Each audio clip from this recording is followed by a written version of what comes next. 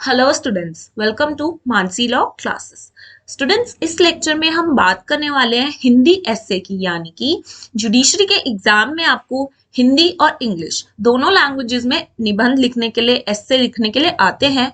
तो English language के एस्से की वीडियो मैं ऑलरेडी डाल चुकी हूँ, जिसपे आप सभी ने कमेंट किया कि मैम हिंदी एस्से के लिए भी वीडियो बनाइए। तो लीजिए, आज मैं आप सबकी डिमांड पे हिंदी एस्से, हिंदी भाषा में निबंध के भी इम्पोर्टेंट टॉपिक्स प्लस सिर्फ मैं आपको टॉपिक्स ही नहीं, उसके अंदर आपको क्या लिखना है, कुछ इंपॉर्टेंट बुलेट पॉइंट्स भी दूंगी, जिससे आपको हेल्प हो जाएगी और जिससे आपका टाइम बचेगा। राइट, तो आपको इस वीडियो में सिर्फ टॉपिक देखकर फिर उसके बारे में सर्च करने की जरूरत नहीं पड़ेगी, क्योंकि मैं बुलेट्स आपको ऑलरेडी दे रही हूँ। राइट, तो सबसे पहले स्टूडेंट, टॉपिक निबंध पे जाने से पहले और निबंध लिखना कैसे उसको उस पे जाने से पहले मैं आप सबके साथ डिस्कस करने चाहती हूँ हिंदी का एस्से, यानी कि हिंदी का निबंध आप जब लिखेंगे तो जनरली कोई भी एग्जाम हो, राजस्थान का, हरियाणा का, कोई भी स्टेट का जुडिशरी एग्जाम हो, मिनिमम 500 से 600 वर्ड के अंदर आपको निबंध लिखना आता है। क्वेश्चन के अंदर आपको 500-600 मिनिमम आपको इतना तो निबंध लिखना ही होगा।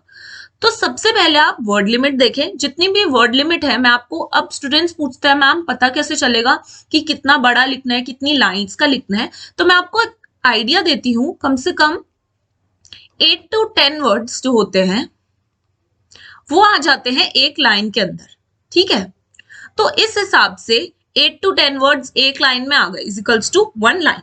तो इस हिसाब से आप लाइंस काउंट कीजिए और 500-600 वर्ड, जैसे मैंने आपको बताया 1 line is equal to 8 to 10 words, तो वहां तक, जहां तक आपकी लाइंस हो रही है वहां तक आप मार्क कर लीजिए। उसके बाद टॉपिक्स को देखने के बाद आप सीधा ही उस पर लिखना स्टार्ट ना करें, बुलेट्स बनाएं पहले कि मैं फर्स्ट पैराग्राफ में ये लिखूंगा या ये लिखूंगी, सेकंड पैराग्राफ में इस टॉपिक के ऊपर मेरे पास कुछ फैक्ट्स हैं, कुछ इवेंट्स हैं, या ये लिखूंगी, फिर कंक्लूजन में मैं ये लिखूंगी। इस तरीके के आप बुलेट्स बनाएं। लाइन आपने ऑलरेडी मार्क कर ली है, उस हिसाब से आप अपने आप को आपको ये लाइंस ड्रॉ नहीं करनी है। अब ऐसे आपको इमेजिन करके चलना है, माइंड में रख के चलना है कि मेरे को फर्स्ट पैराग्राफ जो मीनिंग है इंट्रोडक्शन का मैं लिखूंगा या लिखूंगी, तो मुझे इतनी लाइंस में खत्म करना है, 10-12 लाइंस में, और बॉडी मुझे यहां तक लिखनी है, फिर कंक्लूजन के लिए मुझे इतना स्पेस।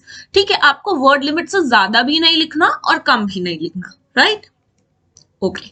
तो ये तो बात हुई वर्ड लिमिट की कि आप कैसे कैलकुलेट करते हैं वर्ड लिमिट्स को। ठीक है, अब आप वर्ड्स तो गिनने नहीं बैठ सकते ना कि 1000 वर्ड्स इतने हैं, 600 वर्ड्स तो आप नहीं गिनेंगे। तो लाइन का एक ये आइडिया होता है, लाइन से आप काउंट कर सकते हैं। उसके बाद आ जाते हैं फॉर्मेट। अब ऐसे को आप लिखेंगे कैसे स्टूडेंट? सबसे पहला फर्स्ट थिंग इज कि कोई भी टॉपिक आए तो टॉपिक का अर्थ क्या है, टॉपिक के अर्थ को, या कोई अच्छी सी कोट हो आपके पास, वो सारी चीजें आप पहले लिखेंगे, इंट्रोड्यूस करेंगे उस टॉपिक को कि भाई है क्या वो टॉपिक। जैसे कि सबसे पहले आप कहीं जाते तो अपना नाम, एड्रेस, पता बताते, इसी तरीके से पता बताएंगे, एड्रेस बताएंगे, नाम का आप अर्थ बताएंगे, ओपनिंग करेंगे उस एस्से की इस तरीके से। उसके बाद आ जाता है आपका बॉडी। अब सेकेंड पार्ट है body. Right, body is the main thing जिसमें आप सब कुछ जो भी आपको पता है उस टॉपिक के बारे में वो लिखेंगे, पर ऐसा नहीं है उसको मिक्स करके लिखेंगे। राइट, सबसे पहले उस टॉपिक के बारे में थोड़ा सा आप एक्सप्लेन कीजिए, कोई उससे रिलेटेड आपको फैक्ट्स पता है, आंकड़े पता है, वो आप लिख सकते हैं। कोई उससे मिलता जुलता कोई इवेंट या हाल ही में कोई केस हुआ है उससे रिलेटेड, फिर आप समस्याएं बताएंगे, कारण बताएंगे कि वो टॉपिक अगर है कोई भी अनएम्प्लॉयमेंट से रिलेटेड है, ठीक है, कोई भी प्रदूषण का है, तो फॉर एग्जांपल प्रदूषण का है यानी कि पॉल्यूशन, तो उसके कारण क्या है, तो प्रॉब्लम क्या है। ठीक है, फिर सिर्फ आप प्रॉब्लम ही थोड़ा ना बताएंगे,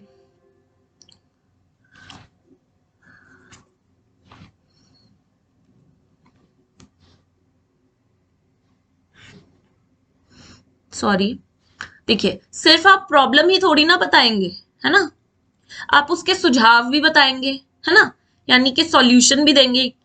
जैसे एग्जाम्पल मैंने लिया था प्रदूषण का, तो कारण क्या है, प्रदूषण हो क्यों रहा है, सुझाव क्या है, सॉल्यूशन क्या है। ठीक है, इस पूरे बॉडी में आप लिख देंगे। एंड जब आपने अर्थ लिखा, बॉडी लिख दिया आपने, थर्ड चीज इज कंक्लूजन। आप कंक्लूड करेंगे। ठीक है, तो कंक्लूड में आप पूरे जो एस्से, आपने पूरा जो निबंध लिखा उसका सार भी लिख सकते हैं, यानी कि उसकी समरी भी लिख सकते हैं। राइट, तो तो इस तरीके से आपका फॉर्मेट रहेगा। अब चलते हैं टॉपिक्स के ऊपर और उस टॉपिक पे आप क्या क्या लिख सकते हैं उन चीजों पर चलते हैं। ओके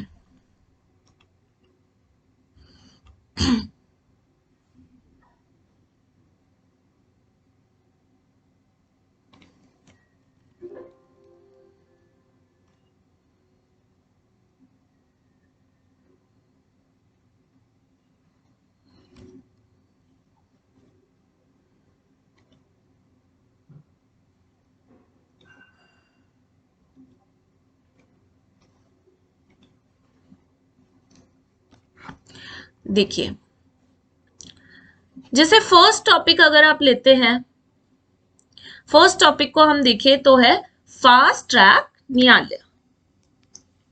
फास्ट ट्रैक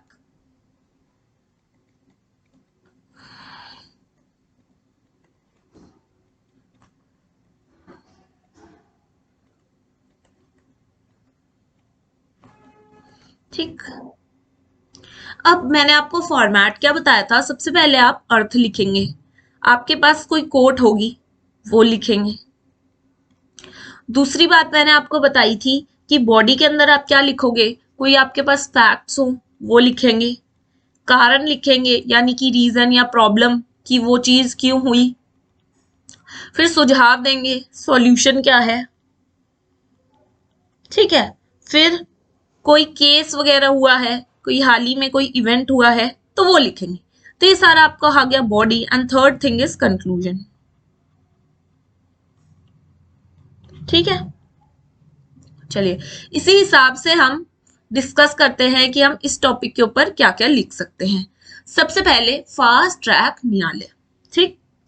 इसके ऊपर हम सबसे पहले इसका जो है ओपनिंग करेंगे, यानी कि नाम, पता क्या है ये, क्यों है ये, इसके बारे में बताएंगे, राइट। तो आप थोड़ा सा फास्ट ट्रैक न्यायालय के बारे में बता सकते हैं, ये क्या है, ठीक है। इसका अर्थ क्या होता है, जहां पे न्याय जो है तेजी से दिया जाए, ठीक, स्पीडी जस्टिस आपको दिया जाए, वो है फास्ट ट्रैक न्यायालय। उसके बाद अगर आप कोर्ट लिखना चाहते हैं तो कोर्ट आप क्या लिखेंगे, न्याय में देरी का अर्थ न्याय नहीं देना, ठीक है। आपको स्पीडी जस्टिस देना चाहिए। अगर आप न्याय में देरी कर रहे हैं यानी कि आप न्याय ही नहीं दे रहे हैं, इस तरीके से आप ओपनिंग कर सकते हैं। थोड़ा सा आप इंट्रोडक्शन में भारत के संविधान का जिक्र कर सकते हैं, भारत के संविधान का जिक्र कर सकते हैं। आप लिख सकते हैं कि भारत के संविधान में व्यवस्था की गई है कि प्रत्येक नागरिक को क्या दिया जाए, जस्टिस दिया जाए। कौन कौन से तरीके का जस्टिस, सामाजिक,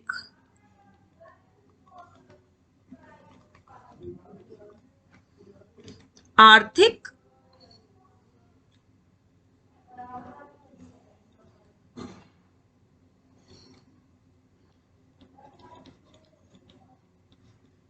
सामाजिक, आर्थिक और राजनीतिक न्याय,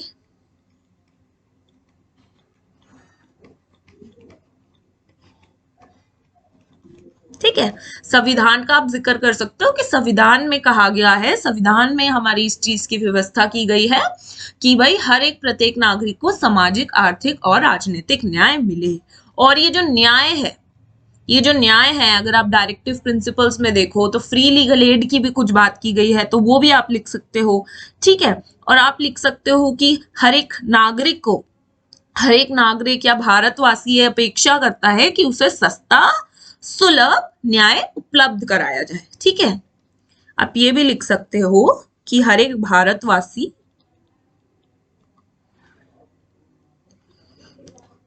की अपेक्षा क्या है कि उसे सस्ता,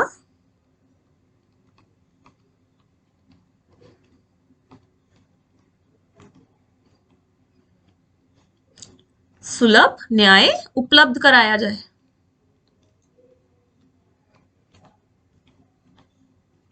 राइट। तो ये पूरा आपका ओपनिंग हो गया, ठीक है। और आप इसमें एक और चीज लिख सकते हैं, जैसे कि आप लिख सकते हैं कि भाई ये तो आपने बताया कि जल्दी से जल्दी न्याय चाहते हैं, कि सुलभ, सस्ता और न्याय चाहते हैं, वो स्पीडी जस्टिस चाहते हैं, पर ऐसा क्यों नहीं हो पा रहा है? क्योंकि हमारे लॉ के प्रोसीजर इतने लॉन्ग होते हैं कि बहुत देरी से मामला डिस्पोज होता है। तो उसको आप इस तरीके से लिख सकते हैं कि कानून की जटिलताओं की वजह से, ठीक है, कानून की जटिलताओं और मुकदमों की बोझ की के कारण, मुकदमों के बोझ के कारण, ठीक है, फास्ट ट्रैक न्यायालय जो है वो बनाए जाने चाहिए, क्योंकि बर्डन ऑफ केसेस जो है वो इंक्रीज हो रहे हैं। तो जल्दी से जल्दी फास्ट ट्रैक न्यायालयों की आवश्यकता है। इतना आपने लिखा ओपनिंग पैरा में। अब आप आगे क्या लिखेंगे? अब आगे आ जाते हैं बॉडी पे। अब बॉडी के अंदर सबसे पहले फैक्ट्स की अगर हम बात करें तो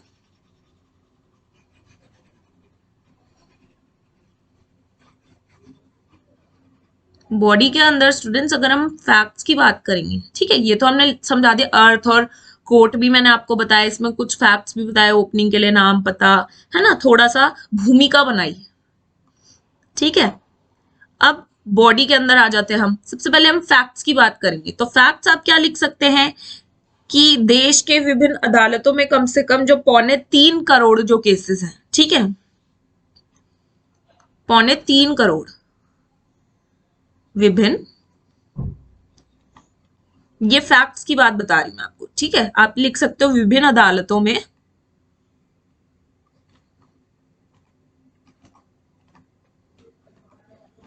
3.25 करोड़ जो मामले हैं वो लंबित हैं, यानी कि पेंडिंग है, लंबित है। और क्या फैक्ट्स लिख सकते हैं इसमें? लिख सकते हैं इनमें से कुछ मामलों को 25 साल से अधिक का समय लग जाता है, ठीक है, 25 साल से अधिक 25 साल से अधिक का समय लग जाता है, ठीक है। हमें फास्ट ट्रैक कोर्ट के ऊपर लिखना है, तो हमें कुछ फैक्ट्स लिखने हैं कि हमें फास्ट ट्रैक कोर्ट्स की आवश्यकता क्यों है। तो फैक्ट्स हमें पता होंगे तो एग्जामिनर के ऊपर बहुत अच्छा इंप्रेशन पड़ेगा।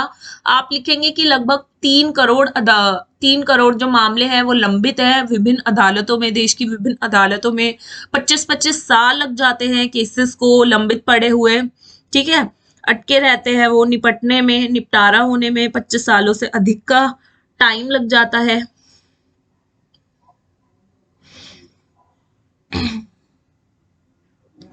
ठीक है, अगर उच्चतम न्यायालयों की बात करें तो वहां पे भी लैक्स ऑफ केसेस, लाखों की तादाद में केसेस पेंडिंग है, ठीक है। आप ये भी लिख सकते हैं कि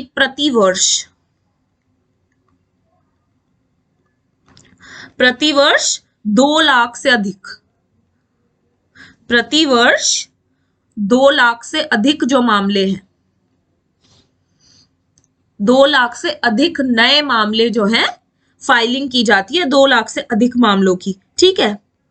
तो आप लिख सकते हैं प्रतिवर्ष 2 लाख से अधिक नए मुकदमे अदालतों में पेश किए जाते हैं। सुनवाई लगभग 90,000 मुकदमों की ही हो पाती है। देखिए 2 लाख केस जो है आते हैं, लेकिन सुनवाई सिर्फ 90,000 केसेस की ही हो पाती है, ठीक है।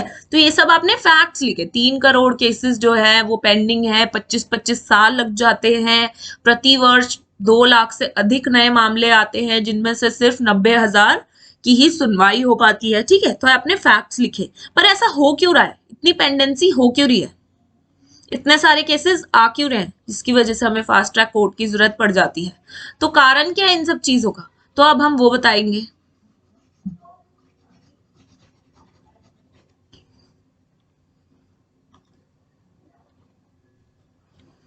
ठीक है। कारण या रीजन जिसे हम बोलते हैं, रीजन है क्यों इतनी पेंडेंसी का, लंबित है क्यों मामले इतने ज्यादा, ठीक है। जैसे जनसंख्या, यानी कि आपकी पॉपुलेशन, जनसंख्या में निरंतर वृद्धि,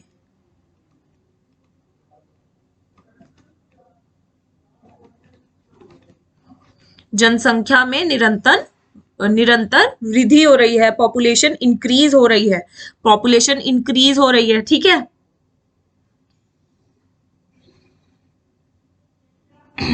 और क्या लिख सकते हैं आप? बेरोजगारी हो रही है, बेरोजगारी हो रही है तो लोग जो है आपराधिक मामलों में ज्यादा अपनी चोरी चकारी बढ़ रही है, तो इसलिए भी केसेस आ रहे हैं ज्यादा। ठीक है। और क्या लिख सकते हैं आप लिख सकते हैं कि रिलीजियस जो फाइट्स होते हैं, राजनीति में अपराधीकरण और बेमतलब की गुटबाजी। ठीक है, बेमतलब की गुटबाजी और एवं मूछ की लड़ाई इत्यादि के कारण से मामलों की संख्या में निरंतर बढ़ोतरी हो रही है। कि भाई क्या रीजन है, जनसंख्या बढ़ रही है, जनसंख्या में निरंतर वृद्धि हो रही है, बेरोजगारी भी एक कारण है, शहरीकरण भी एक कारण है, और राजनीति में अपराधीकरण और बेमतलब की गुटबाजी हो रही है, मूछ की लड़ाई भी है। तो इन सभी कारणों की वजह से मामले जो है वो बढ़ते जा रहे हैं। तो केसेस भी लंबित इसलिए पड़े हुए हैं क्योंकि मामले इतने ज्यादा है, बोझ इतना हो जाता है। ठीक है।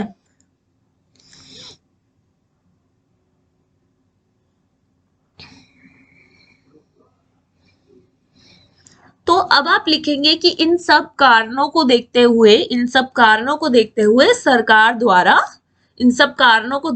सरकार ने निर्णय लिया है, इन सब कारणों को देखते हुए सरकार ने यह निर्णय लिया था कि फास्ट ट्रैक जो न्यायालय होंगे, फास्ट ट्रैक न्यायालयों का निर्माण किया जाएगा। ठीक है, ताकि तेजी से जो लंबित मामले हैं उनका निपटारा किया जा सके। ठीक, तो ये कुछ कारण हमने बताए। अब आगे पर सुझाव क्या देंगे आप? अब ये तो आपने प्रॉब्लम्स बता दी ना, कारण बता दी कि पेंडेंसी क्यों है, कारण ये सब है जिससे मामले लंबित पड़े हुए हैं। इनको निपटारा करने के लिए फास्ट ट्रैक न्यायालयों की आवश्यकता है, इसलिए सरकार ने भी सोचा अब फास्ट ट्रैक न्यायालयों की जो है जरूरत है। ठीक है, तो सरकार ने इनके निर्माण का निर्णय लिया। और क्या कारण है कि भाई ज्यादा से ज्यादा कोर्ट्स जो है स्थापित करे जाने चाहिए, ज्यादा से ज्यादा जो है न्यायालय बनाए जाने चाहिए। न्यायालयों में जो जजेस की पोस्ट खाली है उन्हें जल्दी से जल्दी भरा जाना चाहिए। ये सब चीजें आप लिख सकते हैं। राइट। कोर्ट्स की सॉल्यूशन में आप सुझाव में क्या लिखेंगे कि भाई कोर्ट्स की, न्यायालयों की जो है कमी है उनको बढ़ाना चाहिए। ठीक है, और जो जजेस है, ठीक है, उनकी जो वैकेंसी है, उनकी सीट वेकेंट पड़ी हुई है, उन्हें भरना चाहिए। ठीक, ये सब चीजें आप लिख सकते हैं सॉल्यूशन में। और क्या लिख सकते हैं आप कि भाई फास्ट ट्रैक कोर्ट हर एक जिले में होना चाहिए, हर एक सेशन डिवीजन में होना चाहिए। Right, okay. और उसमें जो है जो जजेस रहेंगे उनको इंस्ट्रक्शंस दिए जाने चाहिए। ठीक है, कि भाई ऐसे ऐसे काम होगा, आपको जल्दी से जल्दी लंबित मामलों का निपटारा करना है, इस टाइम के अंदर आपको निपटारा करना है। ठीक, फिर उसके बाद मैंने आपको जैसे कहा था कि कोई केस और कोई इवेंट है तो आप ये लिख सकते हैं। ठीक है, तो आप लिखेंगे राजस्थान के अलवर जो जिला है वहां पे एक रेप केस हुआ था, उसका आप रेफरेंस दे सकते हैं कि एक जर्मन से आई हुई लड़की का रेप हुआ था, है ना। तो उसका आप बता सकते हो कि केस का निपटारा जो है 22 दिनों के भीतर किया गया था, सिर्फ और सिर्फ 22 दिनों के भीतर किया गया था, जिसके अंदर जो है एफआईआर की जो डेट थी वो थी 20 मार्च। इसके बाद 4 दिनों के भीतर इन्वेस्टिगेशन की गई, चार्जशीट भर्ती कोर्ट में जमा करा दी गई, और 12 अप्रैल को न्यायालय ने अपना डिसीजन जो है वो दिया, जिसके अंदर जो है अपराधी को 7 साल की जेल की सजा सुनाई गई। ठीक है, तो सिर्फ और सिर्फ 22 दिनों के भीतर जो है केस को निपटारा किया गया, सजा सुनाई गई। तो इसी तरीके से फास्ट ट्रैक न्यायालय अगर होंगे तो लंबित मामले जल्दी से जल्दी निपटेंगे, बोझ भी नहीं होगा न्यायालयों पे।